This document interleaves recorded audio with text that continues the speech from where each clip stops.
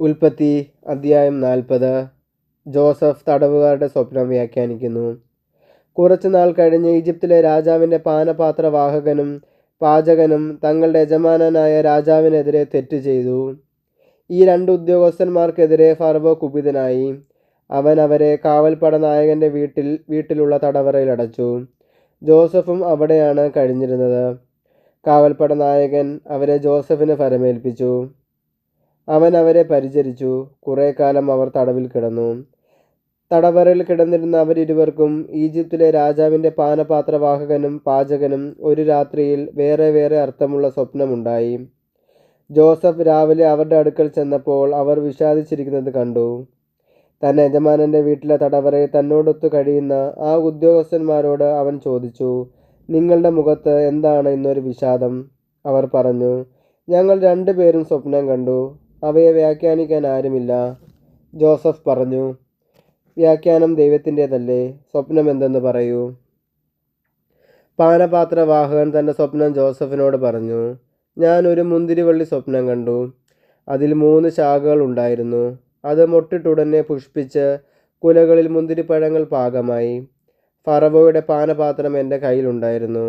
ഞാൻ മുന്തിരിപ്പഴങ്ങൾ എടുത്ത് പിഴിഞ്ഞ് പാനപാത്രത്തിൽ ഒഴിച്ച് അവന് കൊടുത്തു. ജോസഫ് അവനോട് പറഞ്ഞു, അതിൻ്റെ വ്യാഖ്യാനം ഇതാണ്. 3 ശാഖകൾ 3 ദിവസങ്ങളാണ്.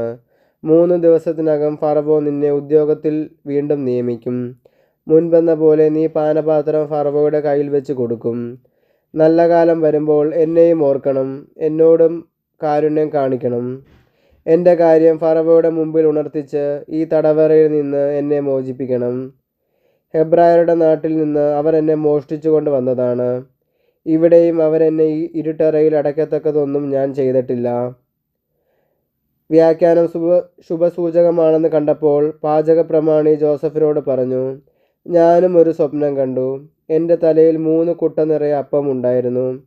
ഏറ്റവും മുകളിലെ കുട്ടയിൽ ഫറവോയ്ക്ക് വേണ്ടി പാകം ചെയ്ത പലതരം അപ്പങ്ങളായിരുന്നു. പക്ഷികൾ വന്ന് എൻ്റെ തലയിലെ കുട്ടയിൽ നിന്ന് അവ കൊത്തി തിന്നുകൊണ്ടിരുന്നു.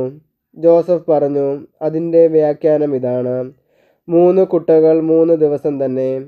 3 ദിവസത്തിനകം ഫറവോ നിന്നെ പുറത്തിറക്കി മരത്തിൽ കെട്ടിത്തൂക്കും. പക്ഷികൾ നിന്റെ മാംസം തിന്നുകയും ചെയ്യും.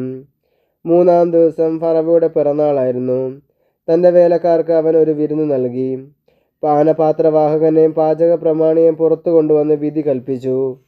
പാനപാത്രവാഹകനെ ഉദ്യോഗത്തിൽ തിരികെ നിയമിച്ചു.